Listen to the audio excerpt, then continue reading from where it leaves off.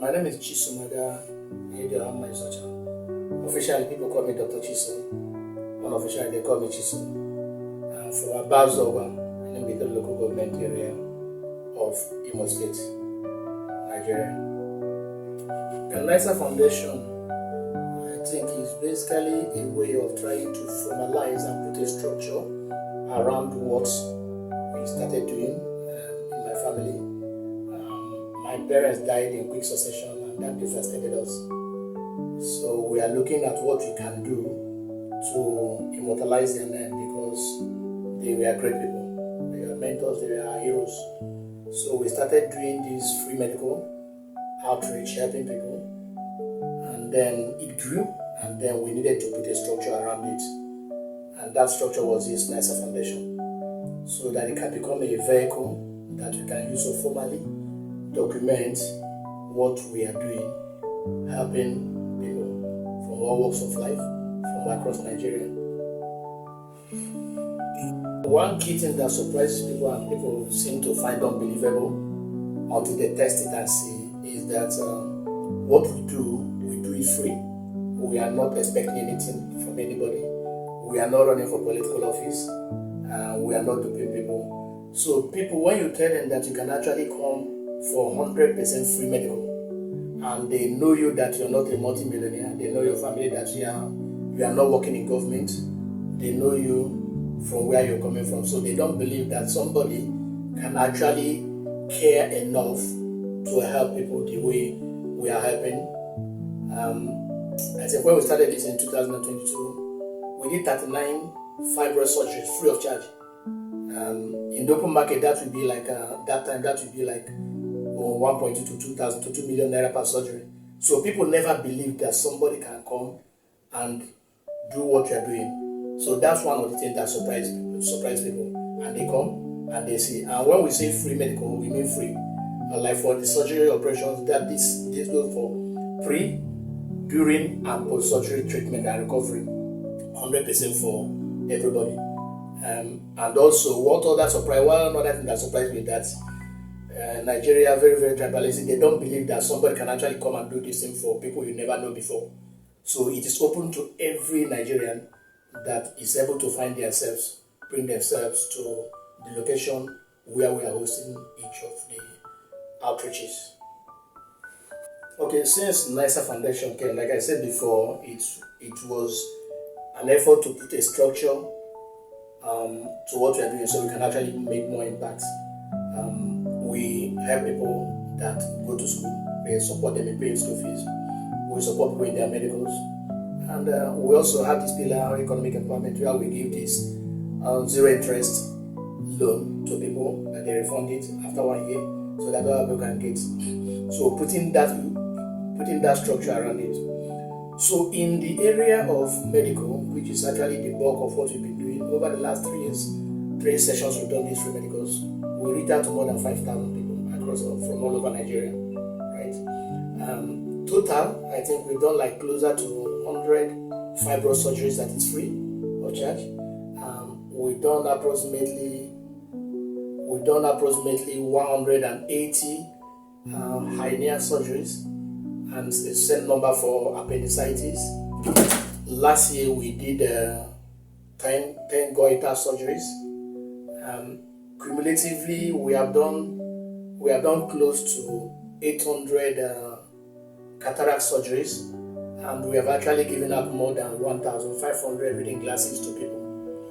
And this does not count to the close to 2,000 people, outpatient people that have come for collected malaria medicine, collect high blood pressure medication, or whatever outpatient treatment that the doctors and volunteers that come and our partners that come to give to them. So this is great impact. This year we partnered with Tekedia Institute, and we sent 85 Nigerians for the Tekedia MBA, mini MBA, and it was free for them. And this is not counting the children that we pay their school fees, secondary school, those that we support in the universities. And I talked about the revenue. So in total, we can say that, top of my head, NISA Foundation, since we started, we've actually touched significantly in an impactful way the lives of close to 6,000 Nigerians. Yeah, I think of all the work we do along the four pillars, the pillars of evangelism, the pillar of health empowerment, the pillar of education empowerment, and economic empowerment, the one that we have done that I'm actually very, very proud of. Well, so proud of all of them, but I think the one that has touched the lives of people, significant impact on people, is the aspects of the medical outreach, right? This year, let me talk about, because what we did this year was only purely eye clinic. So the joy of seeing these old women in the village from all over the states that came in, most of them were not seeing, and then after the cataract surgery, they could see. And yesterday, during the last outreach, I saw this woman that after they removed, we call it the unveiling, after they removed the plaster from my eyes, because they did 2 surgeries on both eyes to remove cataract. You say, is this how beautiful Oba Hospital is? I've not seen it before. So what Jesus Christ talked about the blind seeing. So when you see that, when you see people break out with joy, break out praising God, thanking God for the gift of sight that have been restored, right? It only humbles you. There was one man that we had that had hernia last year. That was very, very significant for me. He's had this hernia for more than 10 years. So the scrotum sac has so much enlarged. When I walked into the theater, doctors told me that they drained out 4 liters of liquid from him. It was unbelievable, right? 4 liters. And that's what this man has been carrying all over the place for the past 10 years. And when he came out from the theater, the day he was discharged, he came and he hugged me. He said, I've done for you what no other person could have done. But it wasn't me, it was God that made it possible for him to actually come there, and for the doctor that came out to volunteer their time, that came. We have fantastic doctors from all over the country. I think the person that performed that surgery for him was Dr. Gimbia. I think he was the chief medical director from Kaduna State. So he left Kaduna State, came to Imo State to help people. Dr. Dad came all the way from the United States. Also, that's the chief. His specialty is the fibroid surgery. He does like 5 or 6 in a day. So when you see these people come up with their testimonies, there was one woman, she came last outreach with her child, that whatever we want her to do, she will do. Married for 12 years. So because of fibroid, they've not had a child. So when we had the surgery the previous year, and she went home, so everything was successful, and she came with her son.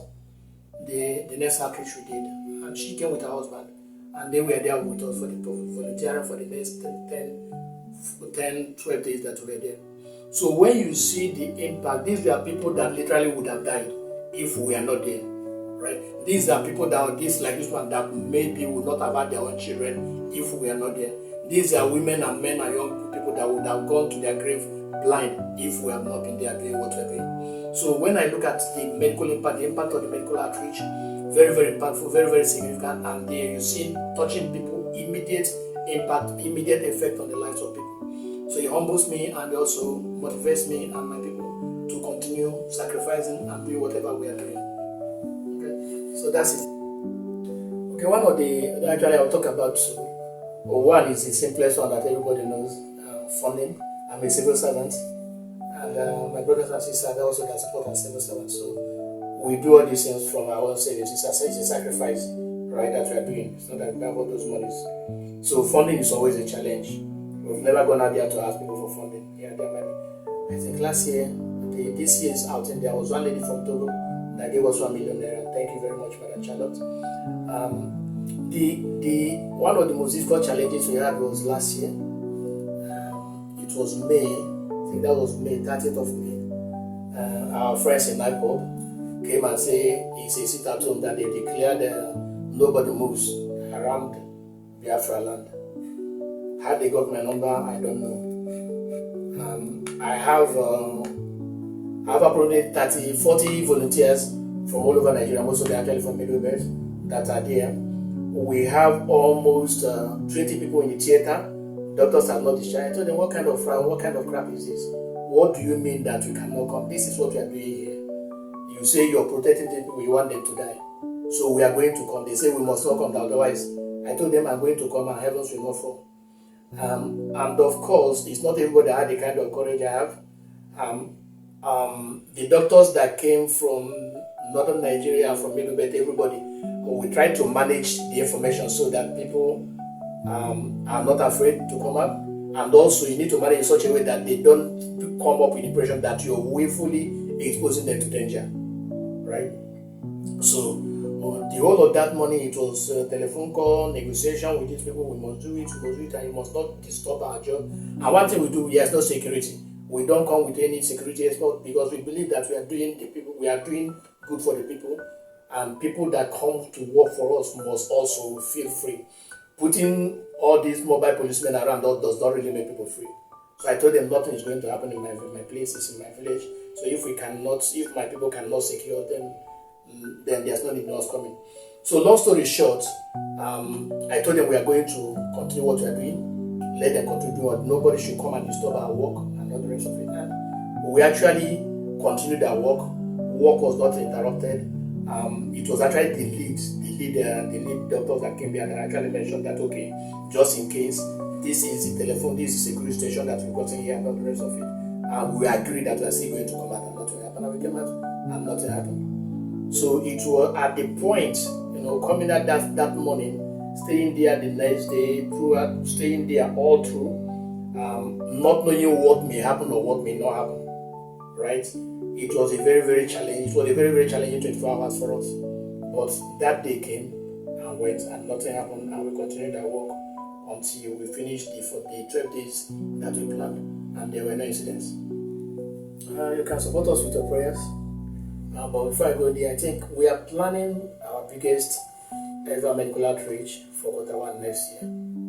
It's going to be, we are looking at 14 days, and we are going to bring in 60 to 100 volunteers, medical practitioners, covering ophthalmology, covering dental, covering the general surgery, appendicitis, hernia, fibroid, and all those stuff that we do. Right? We are looking at, within this period, we are looking at touching directly surgery we are planning. We are looking at those 500 surgical procedures. Right? So that requires a lot of funding. It's planned. We are trusting God. We are believing God that the money somehow is going to come out. We don't know where it's going to come. So whatever anybody can help to do us financially, looking at the website, donate. One good thing that you know is that your money is going to be used specifically 100% for whatever you're donating it for. And if you don't have anything to donate, your time matters. Coming to Owerri, we'll be doing it in the village. We are looking at using the Federal Medical Center in Owerri for this outreach. We are expecting close to 10,000 people. We need people to manage crowd. We need people to manage registration. We need, especially around the Imo State, Abia State, Anambra axis, Enugu axis, medical doctors that are around those areas to come and volunteer your time, right? Because that's actually the best. This is the best thing that you can do for your people, right? And not only for the people from the region, but also because it's open to every Nigerian that can come, right? The program we did last year, the very first person coincidentally that came and registered was one guy from Kano State. His name is Hamza. When I saw him, when we got to I was surprised somebody is already. I said, how did you know about this all the way from Kano? So it's open to every Nigerian. We have people that came from Abuja, we have people that came from Lagos, we have people that came from Ekiti State and Ibadan, and of course Akwa Ibom, River State, Enugu, Anambra State, and Abia State people, and of course Imo State people that came. So volunteer your time, volunteer your talent if you don't have any money to give to us. Volunteering work, I actually started it, I think, in 2007 when I was mobilization director for CAPRO, and we had these outreaches to Northern Nigeria. So during my leave, I normally go to Kano, Kaduna, Katsina states to teach in primary schools.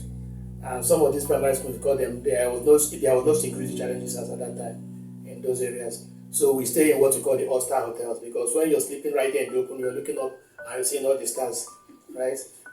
What drives us is basically that passion to help people and to make impact in the life of children. So one thing that people think is that when you come into this non-profit, when you have an NGO, you're making money. That there are people from America giving you money, people from Europe giving you money, and all the rest of it. That has not been our experience in this foundation. these have been our own savings. These have been the, sometimes I have to go to the money that I take to pay my children's school fees to bring money to actually do these things, right? Somebody will call you. There was one lady that came when we were living there.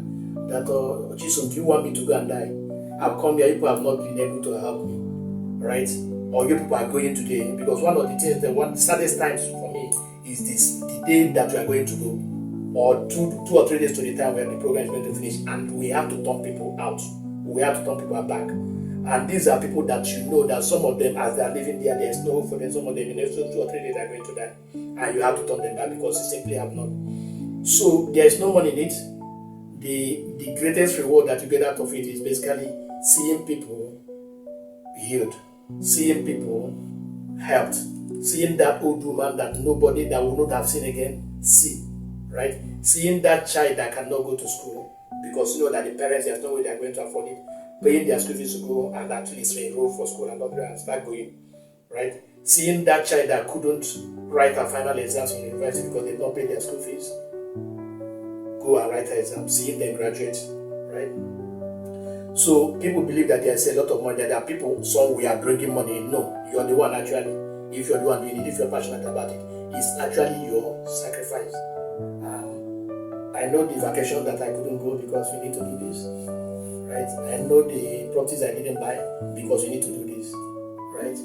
I know the clothes I should have bought, I didn't buy, or parties I should have made, birthday parties that I couldn't do because I have to discuss with my children, hey, no birthday party for you today because there are some people that we actually, that money can actually make more impact in a longer and a more strategic way.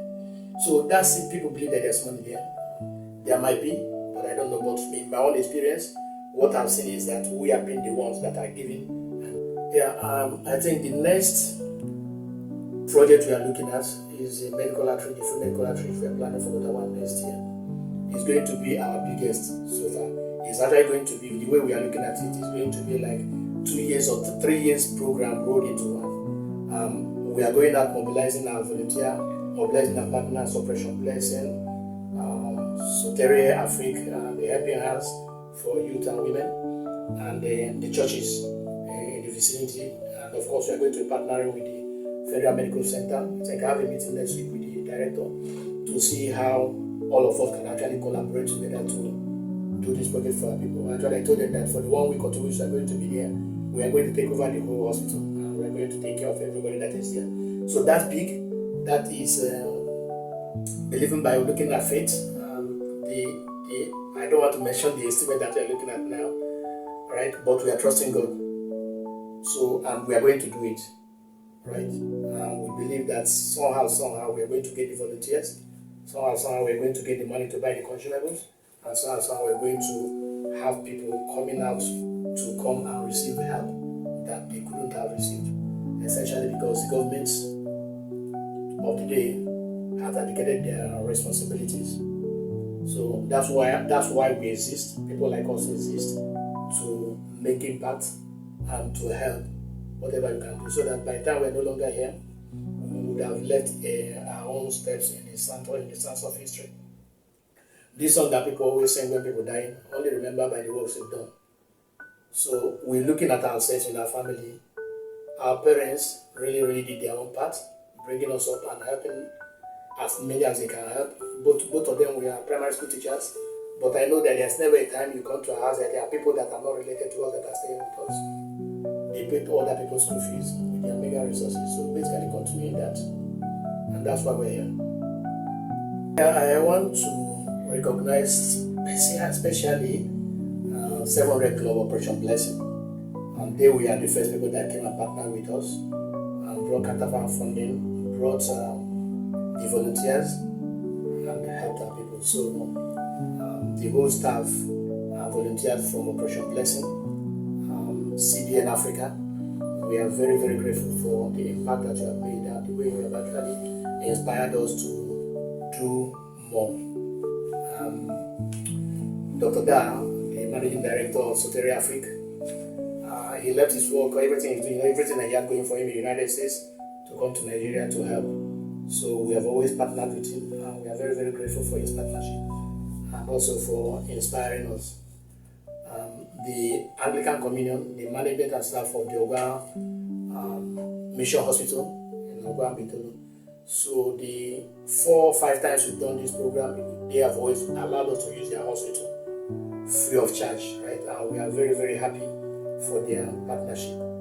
The Anglican churches in our village, in all the 9-10 towns that make up Ogwagwa, they have always been the people getting active, going out there, coming out actually to manage the evangelism aspect of this outreach.